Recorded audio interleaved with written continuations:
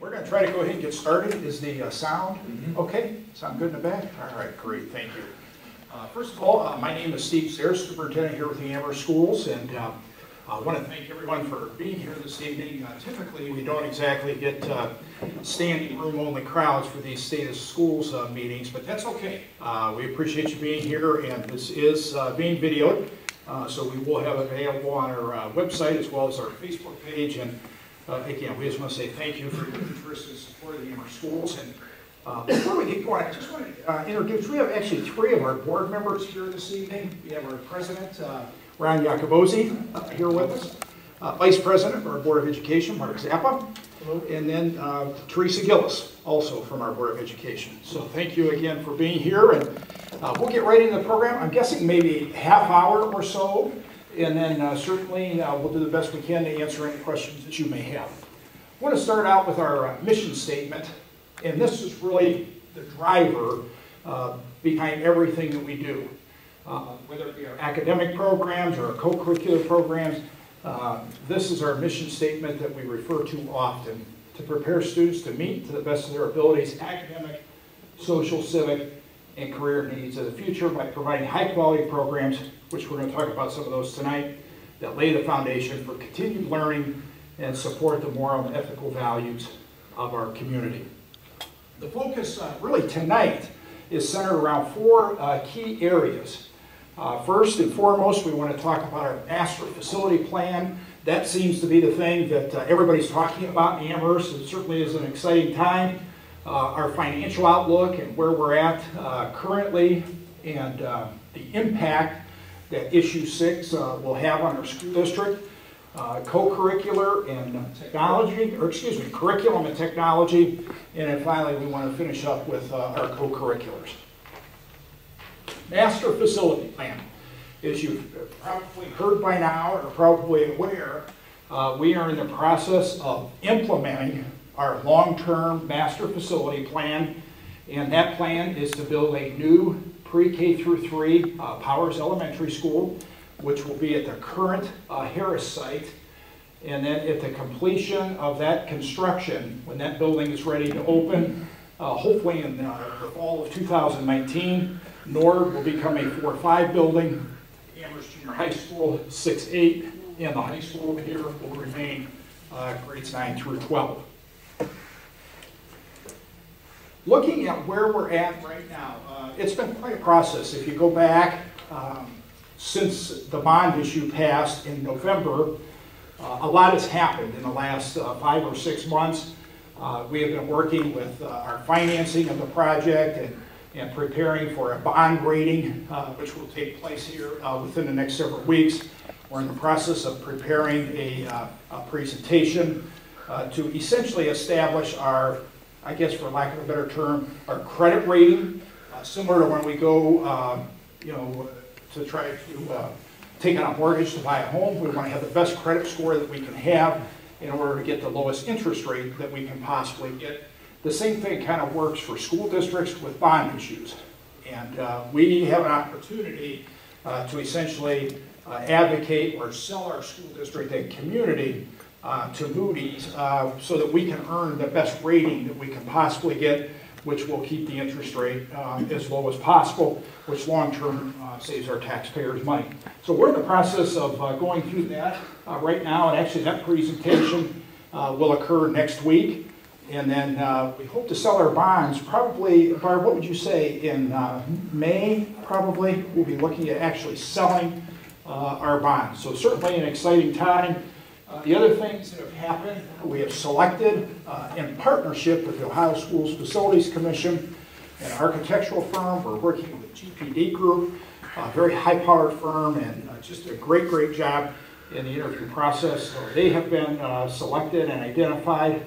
Just within the last 2 weeks, we identified our construction management firm, and again, a very well-known firm, Icon Construction, is now a part of our team, of course, along with the Ohio Schools Facility Commission.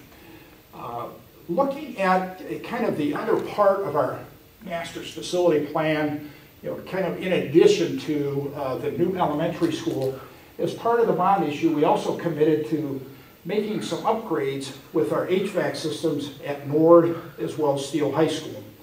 The HVAC upgrades at Nord will actually happen this summer, and fortunately those bids, or actually the best bid, came in about $200,000 to $225,000 below our estimate. So that worked out very, very well. The downside is the high school HVAC upgrade. We're going to have to wait a year on that. We had hoped to do that this summer. That's a large HVAC upgrade, a large kind of ticket item, about $2.2 million, 2.4, somewhere in that range is what the estimate is. And we actually only had one bid for that project, and it came in well above our estimates. So we decided to wait. And what we had found out through the process is that many of the firms had already had their projects lined up for this summer, which we think contributed to the fact that we only received one bid. So what we're doing is we're kind of taking a step back. We'll actually go out for bid for the high school HVAC upgrade later this fall, so we can get an early start, which should help us in terms of the bid environment and bring those bids in at or below our estimates. So we are planning at this point in time to do the HVAC upgrades here at Steele as part of the project in the summer of 2018. So I did want to clarify that. That is a slight change, a slight adjustment. Again, we had hoped to do them both this summer, but unfortunately we weren't able to do that. And then of course we've got minor updates that we're doing as well, through our PI program and parking lot improvements. We're looking at this parking lot here on the east side of the high school. We're doing that this summer, as well as the south parking lot, and then both the front and rear parking lots at Nord are scheduled for repaving this summer as well. Transition. We're kind of, as we work our way through the project, and maybe some of you have heard me say this before, but we're about to enter into a very, very interesting 2 years. And obviously a lot of exciting things happening in terms of designing a new school building and all the excitement that goes with that. But along with that comes kind of an adjustment period, a transition period, if you will. And this is what you see here in this middle column for the next 2 years. This is what our transition plan looks like. Again, we're going from 5 to 4 buildings.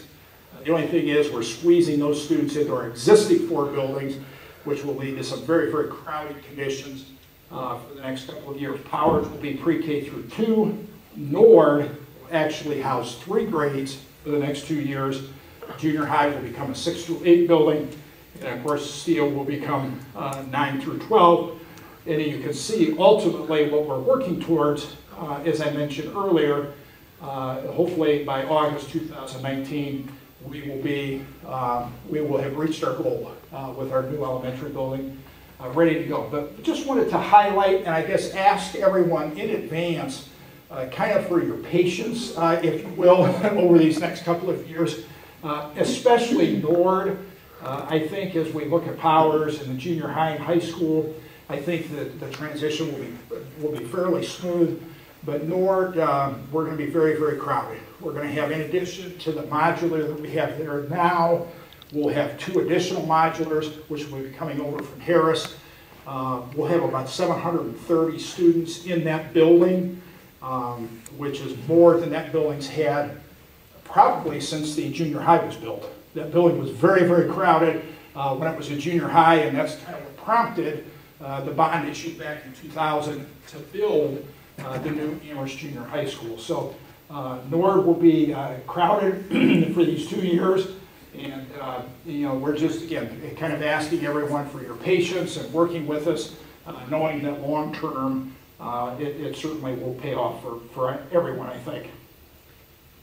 Transition nights, along with that, talked about the the transition and how kind of crazy that's going to look here for the next couple of years. Excuse me, I'm fighting a cold or allergies or something, so bear with me if you would tonight. We've got a couple of nights scheduled specifically geared towards Nord and the junior high school. If you wanted to mark these dates down on your calendar, 6 p.m. On the 25th at Nord, 6 p.m. on the 26th at the junior high. This will be an opportunity to hear directly from the building principals about specific things to those two buildings as it relates to building procedures, pickup, drop-off, schedules, how schedules are worked, those kinds of kind of the nitty-gritty operations of those two school buildings. Community visioning. Actually, interestingly enough, this process starts tomorrow. GPD Architects, we've scheduled a meeting tomorrow as the first step in the design process. And essentially what it is it's a brainstorming session, and we'll have probably 30 to 35 staff members, parents, representatives from the police department, fire department, that are going to look at brainstorming, what we want education to look like in our new pre-K through 3 elementary building. That will take place tomorrow. That's an all-day session. We have other sessions that are in the process of being scheduled. One specifically geared towards transportation. We've got another one later in the month, and we've got to set the dates and times where we're going to have, actually throughout the day, we'll have different groups. For example, our secretaries, our custodians, teachers, food service staff will have an opportunity to meet with our architects, again, to provide input in terms of what they would like to see incorporated into the new building. We'll also have a session that will be open to the community for anyone that wants to provide input through that process as well. Did want to mention, where we're talking about visioning, just kind of tentative timeline here. The design process will be ongoing for probably the next 7 or 8 months, and then before we actually go out to bid. And then we're looking at within the next year, in fact, if all goes according to plan, a year from now, construction will be taking place. So as we look at the design process over the next 7, 8, 9 months, by the time we go out to bid, award the bids, construction should actually be taking place a year from now. Again, a lot of variables that play into that, but that's certainly the goal. Harris and Shoup also wanted to mention that those buildings, in working with our architects and our construction manager, those buildings will be prepared for abatement and demolition beginning July 1st. So sometime after July 1st, most likely in that July, August, September timeframe, those two buildings will be abated and demolished. Of course, the new elementary building will go on the Harris site.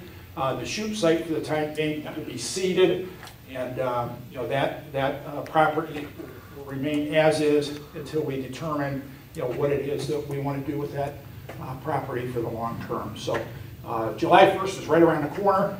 We've got a lot of work to do getting furniture and various items out of the Harris building, and the church, of course, is in the process of moving out of the Shoup building.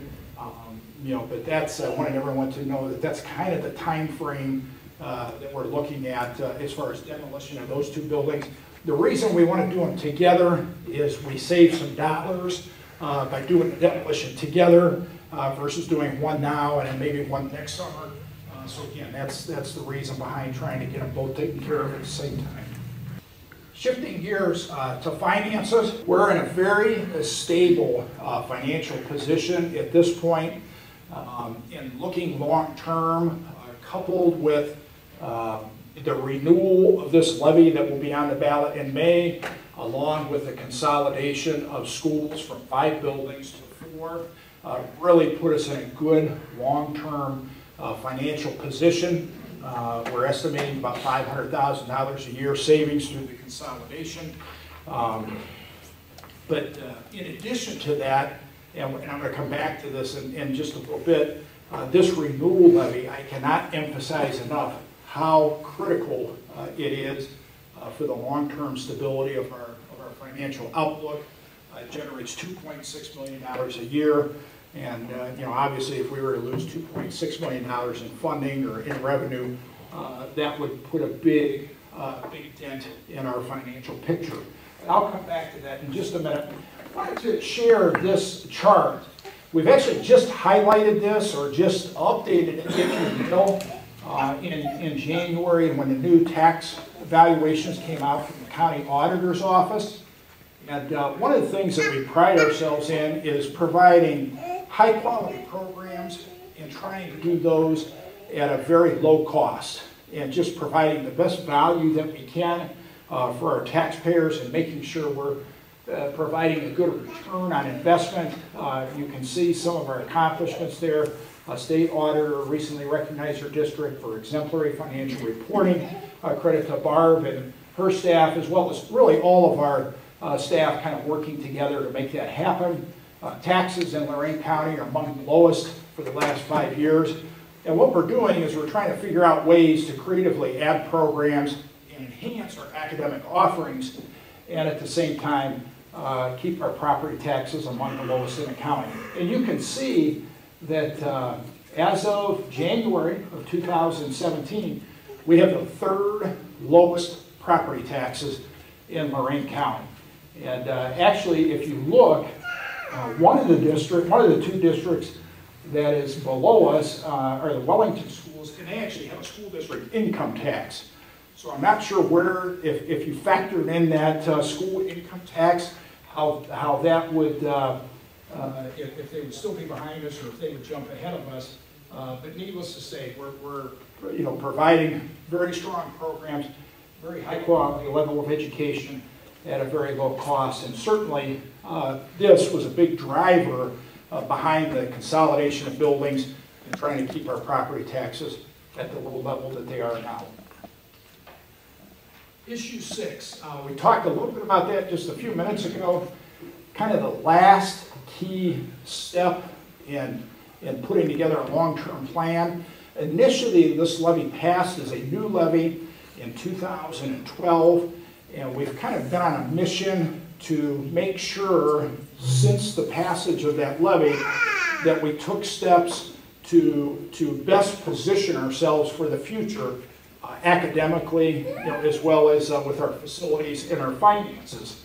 And we've been working, obviously, to improve our academic programs. We'll talk a little bit about that in a minute. Upgrade our facilities, which we're in the process of doing that as well. And controlling our costs, doing what we can to keep our costs low and keeping those property taxes as low as we can possibly keep them. But this levy is kind of that last key piece and making sure that we have that stability for the future. As I mentioned, generates about $2.6 million a year.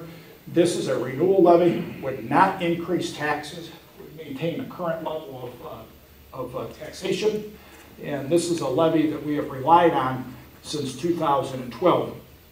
And we know that if we pass this levy, that we will be financially stable, and I like to use the words at least, through at least 2021.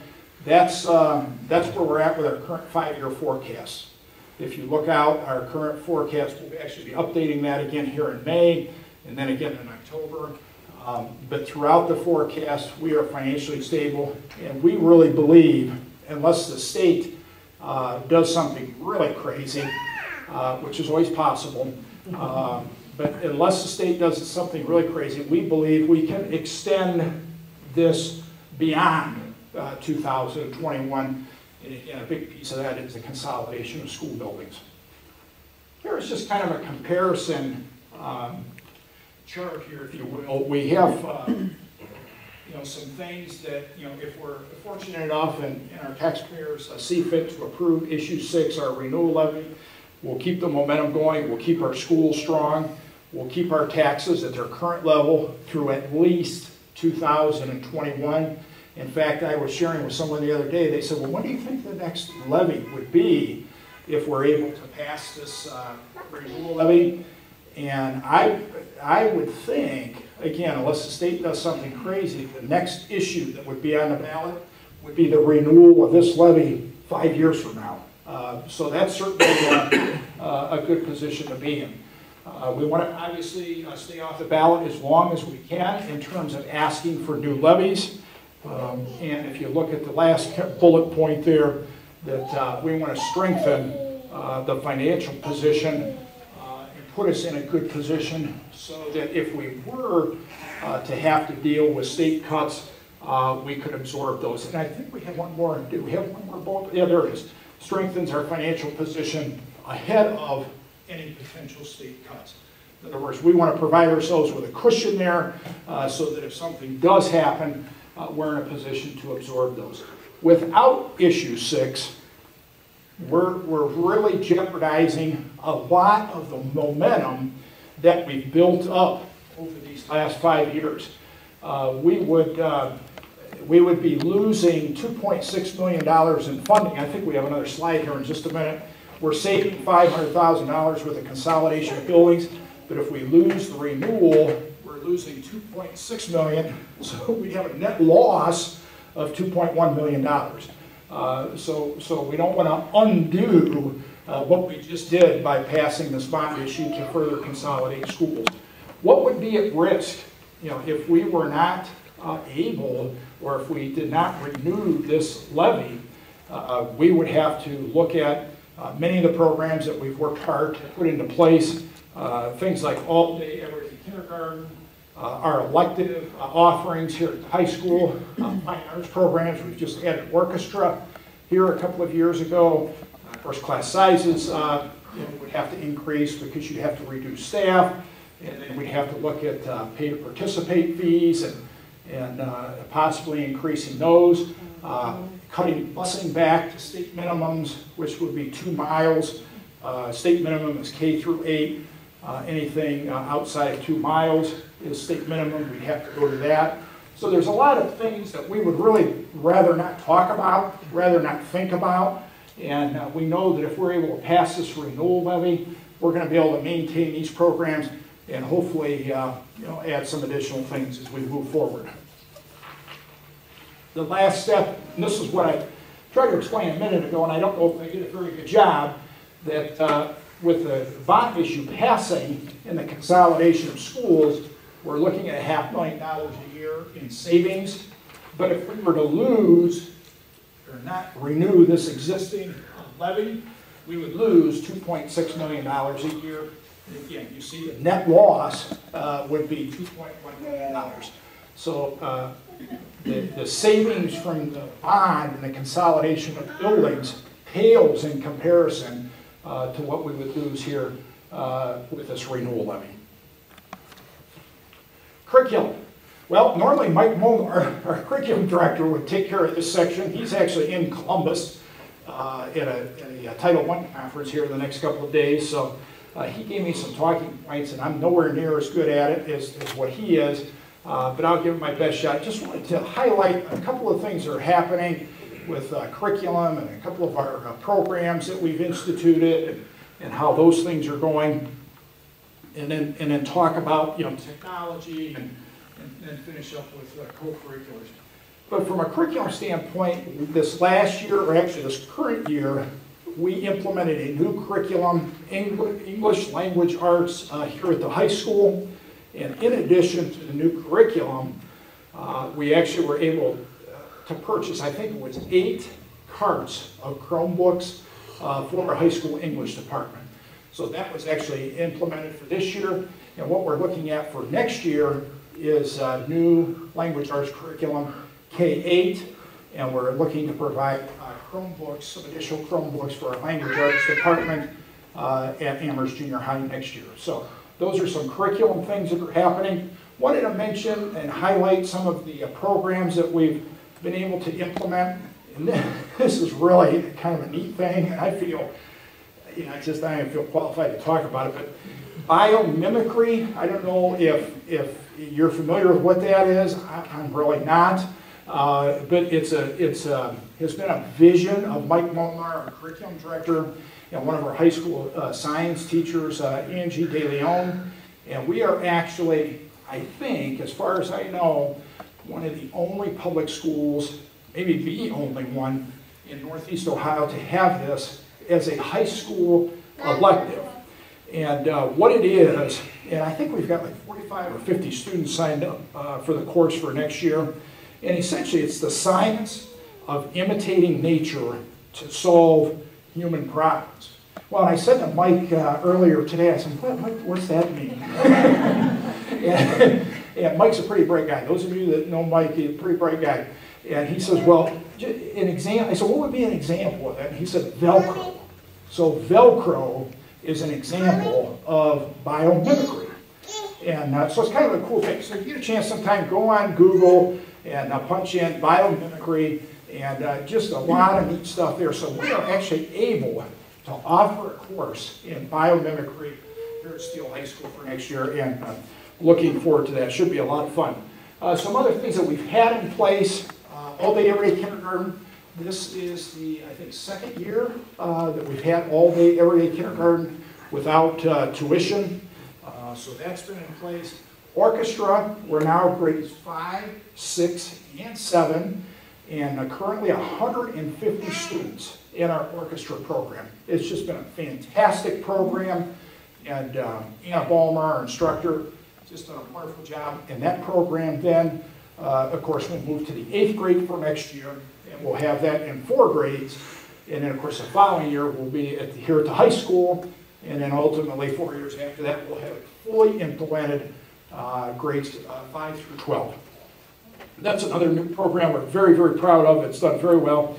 And one that we're also very excited about that will be new next year is, in fact, again, ironically, tomorrow we will be administering here the SAT for our entire junior class. The state of Ohio provides a free, well, I should say free, the state's paying for it. It's not being paid for locally. The state's paying for it. Either an administration of the ACT test or the SAT test, and we're going to be administering the SAT test here tomorrow to all of our juniors. The really neat thing is, beginning next year, in addition to the free administration of the SAT, we are going to locally provide the PSAT to all of our freshmen and sophomores as well.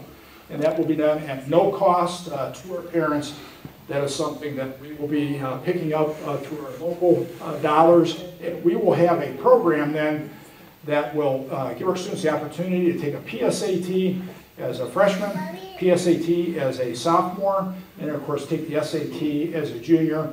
And those standardized tests really position students for a lot of scholarship opportunities. So we're really, really excited about that. Mike Molnar, again, has kind of steered that process, and really excited to see how that kind of unfolds next year.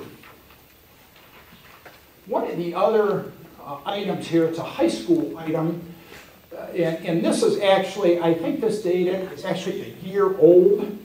We're in the process of updating our data for the current 16-17 school year. But for the last 2 years, we have led the county in terms of numbers of credits earned in partnership with Lorain County Community College. You can see we're at the top of the list, and what that translates into in savings based on LCC's tuition rate, and then based on a 4-year public university tuition rate. And this has just been a great, great program. And actually, starting next year, we are going to have 18 college course offerings here at the high school. We've had the partnership with the college, but we've been trying to expand so that we can offer as many courses on site here as we possibly can. And next year, we will be at 18. And the really neat thing about that is students don't have to choose between going to the college or taking advantage of some of our programs that we have here. For example, many of our students want to access college coursework, but they also want to be involved in the Steele News Live program, or they want to be involved in band or choir or orchestra or whatever it might be, although we don't have orchestra at the high school level yet. But there's other activities that our students want to be involved in. And so what it does for our students, we're able to offer courses here at the high school they can kind of get the best of both worlds. Access college coursework and then also take advantage of the activities that we have to offer and courses that we have to offer here at Steele High School. So really excited about this, and we're going to have this updated to include this year's data here in the not too distant future. The Creative Learning Center, this space here, every time we're in, we talk about this at every board meeting, this is just an incredible space. Just want to say thank you to the Amherst Schools Educational Foundation. A $200,000 donation helped make this space possible. It has just been really, really exciting to see the way this space gets utilized on a daily basis. As I said, the foundation made it all possible with a $200,000 donation coupled with some district dollars, and we were able to make this a space of reality. We have in here, in fact, we were talking the other day, some of us, we have probably had more usage of this space in the first, 6-7 months of this school year than what we've had in the last 10 years combined. Thank you, and I would encourage you, if you're looking for a great organization to support, the Amherst Schools Educational Foundation is a great one to support. And I think they're up to about $2 million, I think now is what they have, and of course they're earning interest on that every year. And what we've wanted to do by naming this space after the foundation is draw awareness to the foundation. And we've had a lot of folks say to us, oh, now we know, what the foundation is doing, with their money. Whereas in the past, unless you maybe had a graduating senior that was getting a scholarship, or maybe a teacher that had written a grant, a lot of folks weren't aware of the foundation and the great things that they're doing for a school district. But now folks are getting a first-hand look at what they're doing, and it's just been neat to watch it come together. The other thing we're doing in a space too is, from a staff standpoint, teacher professional development. We have professional development activities in here all the time. Of course, it's a great meeting space for meetings like this, and we at some point we're going to really run into a scheduling issue, but that'll be a good problem to have. Technology. In addition, of course, to this space, just to recap some of the things that we've been able to do over the last couple of years, we've held off on the pre-K through 2, investing in a ton of technology at the pre-K through 2. We've done that intentionally, again, with the hopes of knowing that we were moving towards a new pre-K through 3 elementary building, which is now going to become a reality. We haven't done as much with technology at Powers as what we have wanted to, but that will be changing here over these next couple of years as we prepare to open the new building. But if you look at Harris, grades 3 and 4, they're now one-to-one iPads for all of our students in grades 3 and 4. A couple of years ago, we purchased 200 laptops for Nord. We also purchased 200 laptops for the junior high. And as I mentioned earlier, we invested in Chromebook cards as part of our language arts upgrade here at the high school, and are looking at Chromebooks for our language arts program at the junior high for next year. And technology will continue to be a point of emphasis. Obviously, the world is changing, and our students are accessing information in different ways, and we have to prepare our students for the world that awaits them, and we want to make sure we stay up to date and current with what's available through technology. To kind of wrap things up here, co-curriculars, and sometimes this doesn't get the attention that it deserves. So much of the focus at the state level seems to be, of course, on the core areas, the math, the language arts, and some of the areas that are tested. But one of the things we really believe as a school district is, and I'm a former high school math teacher, so I get it. Obviously, students have to know how to do math, they have to know how to read, write, and all those kinds of things. Those are very, very important things. But we very much believe that there's more that goes into an overall high-quality, well-rounded type of education. And that's where things like the arts come into play, our band program, our choir program, our new orchestra program, our athletics, and what we're able to offer through our athletic program. That there's lessons and opportunities that can be learned from participating in these various activities that really contribute to a well-rounded, educated individual as they prepare to leave high school.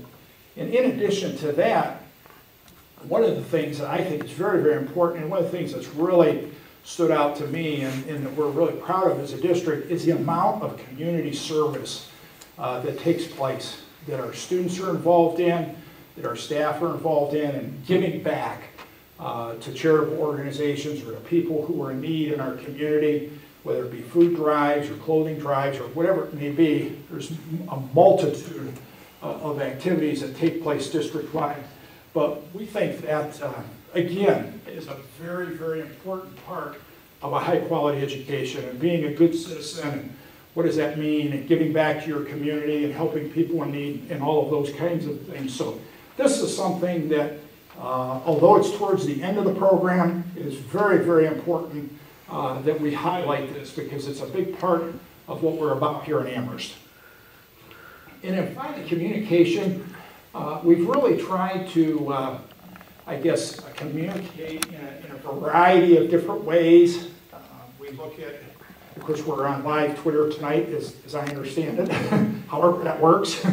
And of course, we have Facebook and websites and all those kinds of things. But we've tried to do newsletters and just communicate in different ways and keep the lines of communication open. I mentioned the parent information nights a little bit earlier in the program.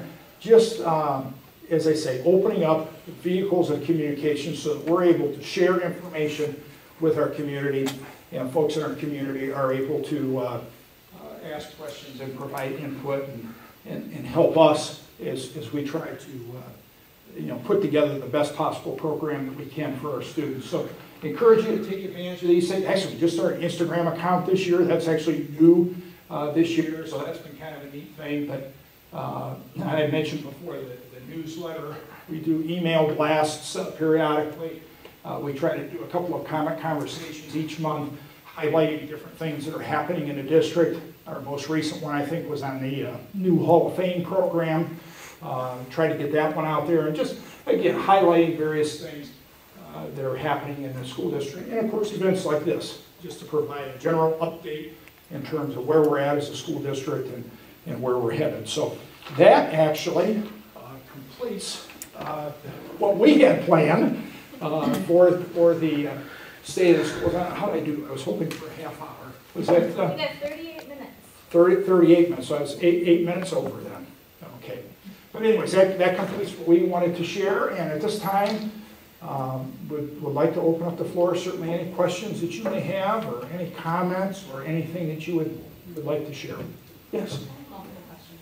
Yes. So I have one kid at Powers and one at Paris, currently, who will be going to North. So my first one's going to be for Powers. She's in kindergarten, so obviously we're going to still be there for a couple more years.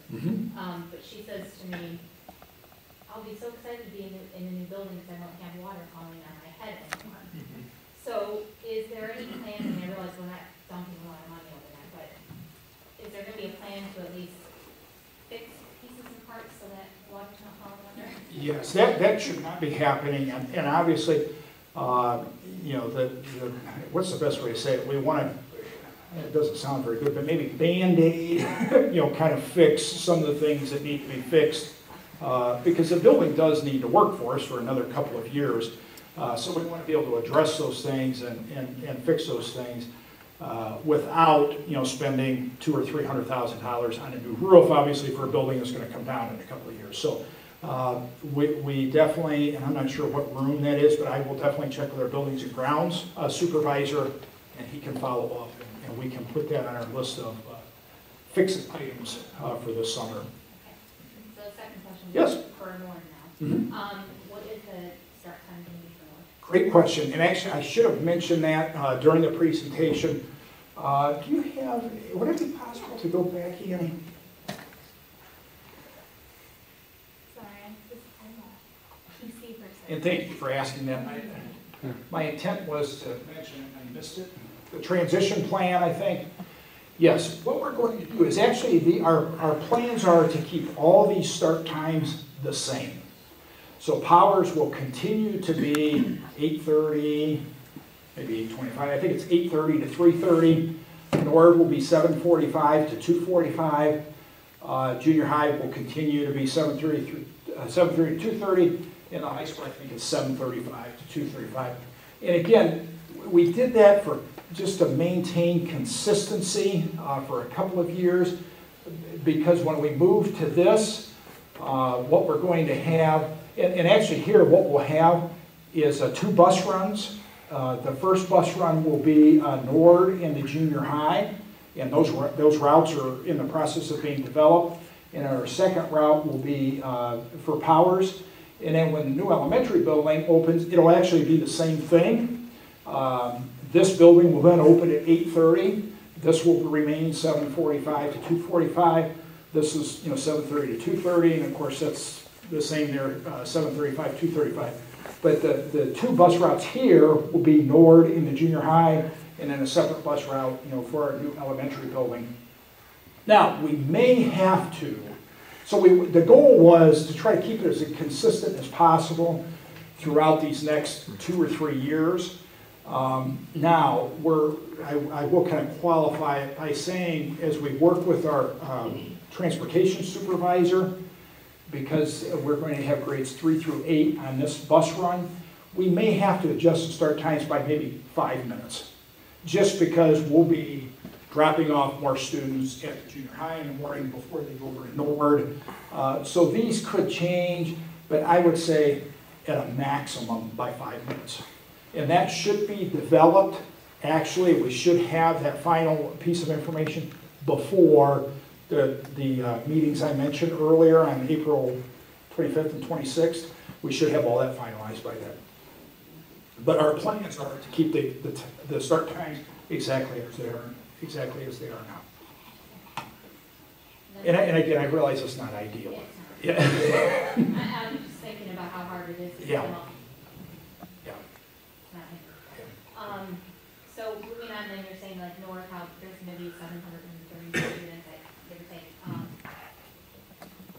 Capacity-wise, is it going to be safe to have that many children in there? I don't know how many kids are in there currently, but adding in a whole other class, capacity-wise. Yeah, we actually have, right now, we have between 5th and 6th grade about 500 in the building, plus our preschool is currently there. We have another 70 or 80 in preschool. But that building has actually had 730 students in it before.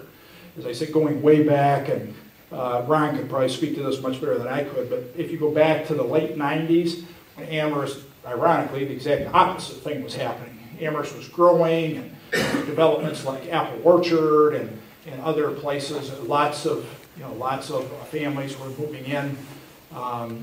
We had crowding. Significant crowding at Nord when it was the junior high school, which, as I say, led to the bond issue in 2000 that led to the construction of the new junior high school. So to answer your question, yes, the building can handle that. Again, is it ideal? No. We've got the building, and in addition to the building, we're going to have 3 modulars. So we'll actually have a total of 6 classrooms in modulars at Nord there for the next 2 years. Similar to what we do, we're kind of moving the modular issue from Harris to Nord for the next couple of years. And in 2019-20, we will have no more modulars, which will be a nice thing for everybody, because they're certainly not ideal, we understand. Great questions, and thank you for that. Was one I meant to share during that slide. Other questions? Yes? You say construction starts this year? Pardon me? Did you say construction would start this year? We're actually, design, we're estimating, again, should take place over the next 7 or 8 months. And then, of course, by the time we go out to bid, and those bids are, accepted, the board approves those bids, we're hoping that by this time next year, construction is taking place. That's on the new school? On the new school. So Harris is still operating, obviously. No, Harris will close this summer. Oh. And those are the students that will be moving over to, over to North. But I will say this, there is a possibility, in fact, we were just talking about this today with our architect, that it is possible, depending on how the demolition goes, that in some early site work, some dirt could be moved as early as this fall. But as far as actual construction, itself, we're looking at, next year at this time. But that won't happen while Harris is in school? No. No, the Harris building, as soon as school's out, we end up, I think it's May 25th, something like that. We're going to start moving things out of Harris and getting those modulars moved. And again, the goal, well, it's not really a goal, we've kind of been told. We're learning that when you work with the state on things and you're getting funds, which is a great thing, but there are things we kind of have to do. And so they shared with us actually at our kickoff meeting here, what was it, about 2 weeks ago, that if you want these buildings demolished this year, they need to be ready to be turned over, by July 1st.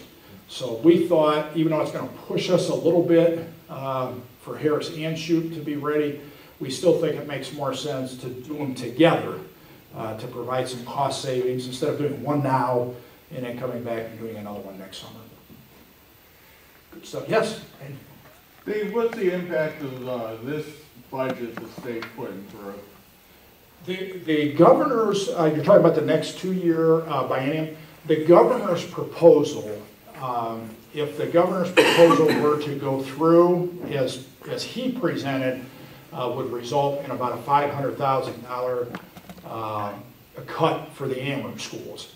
It was really interesting because when the governor's proposal first came out, we heard a lot about, overall it was a 1 or 2% increase. Well, that was like statewide, when you add everything up. But when you actually break it down, the way the formula works, the proposal actually results in a cut in funding for over half of the districts in the state of Ohio. I think it's like 355 or something like that.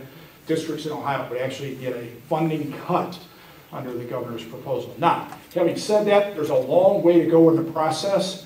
Currently, I think the House Finance Committee is kind of developing their own version of the budget. And of course, the Senate will, kind of have their opportunity to work on it as well. Something very similar actually happened 2 years ago when the initial proposal came out. We thought, or it was possible, that we could get a funding cut, and at the end of the day, we ended up with level funding. So that's the goal, that we want to maintain at least current levels of funding, but we probably won't know until the end of June. And obviously any loss of revenue is a tough thing, but that's why we wanted to highlight the importance as we've worked with our financial picture, is this renewal levy is so important because it would put us in a position where, although it would be difficult and it would be uncomfortable, we could deal with a reduction in state funding.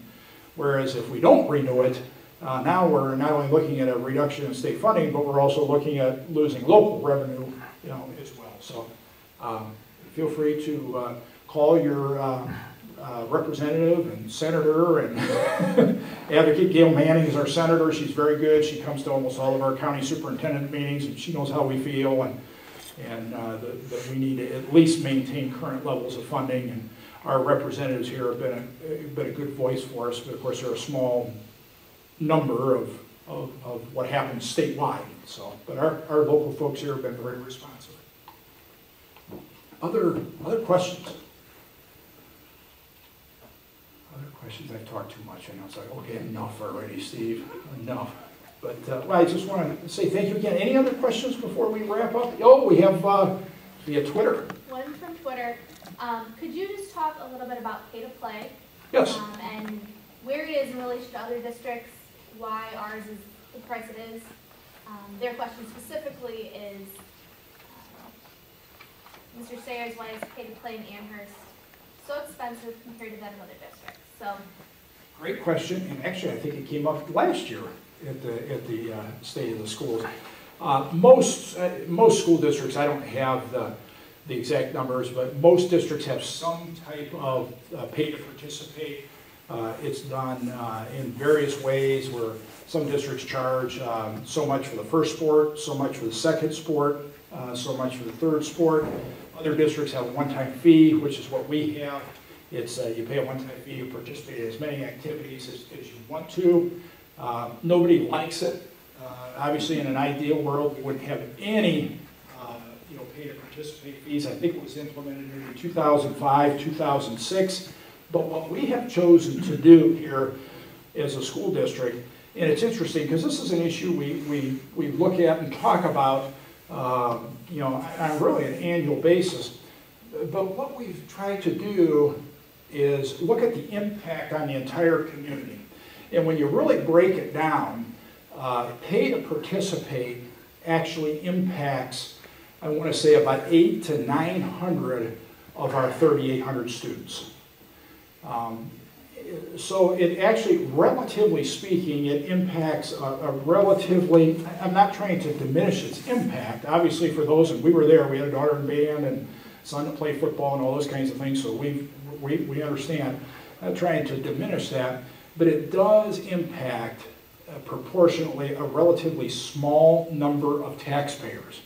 So if you consider the fact that it's only impacting about 800 to 900 of our 3,800 students, and then when you compare that to the community at large, where actually 75% of our residents don't have children in school, but are obviously paying property taxes to support our schools, what we have chosen to do is to try to keep our property tax burden, as you can see, we're the third lowest in the county.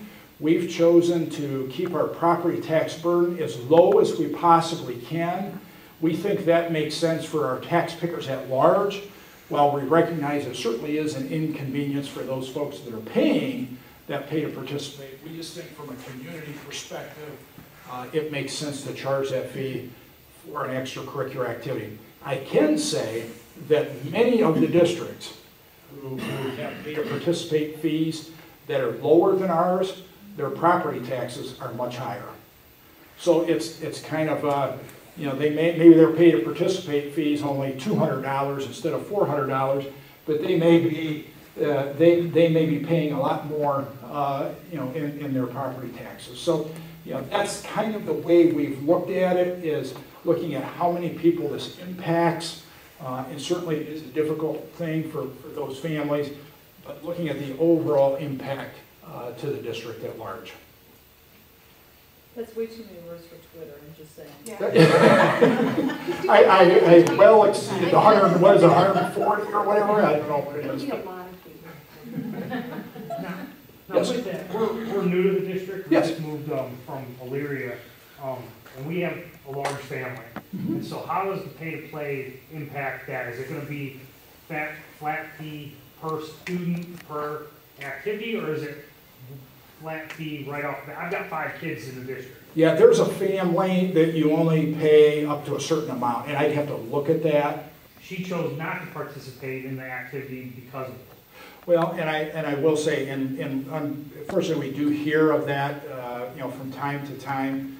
And if something like that ever happens, if you're aware of somebody, whether it be a neighbor or family, feel free to reach out to either the high school principal or athletic director, or give me a call at the board office, because we do have folks in the community that we can go to in hardship situations that are willing to help pay either all or a portion of that pay to participate, whether it be for drama or marching band or track or whatever it may be. I mean, and I guess he's also an orchestra, and so is orchestra going to become a pay-to-play once it gets to the high school like marching band is? Yeah, that's a good question. We have not talked about that yet. If I had to guess at this point, I would say no, because our choir is not. It would be very similar to what we do with choir. I guess the next question is, then why isn't choir if marching band is? Because of the travel and so forth, or? Yeah, marching band actually has a lot more after. Even though it's considered a co-curricular, there's a lot more, what do I want to say, extra above and beyond the school day, obviously during the football season, especially with Friday night football, Saturday band shows, those kinds of things. And typically, although choir does have some things, no question about it, I don't think it's quite to the degree that we have with marching band. But that's a good question. That's something we're definitely going to need to talk about. Other questions? Okay, thank you so much. And again, thank you for bearing with me. My voice, as I say, cold, allergy, something. Actually, I'm shocked I made it through and I still have somewhat of a voice. So again, thank you for your patience and have a good evening.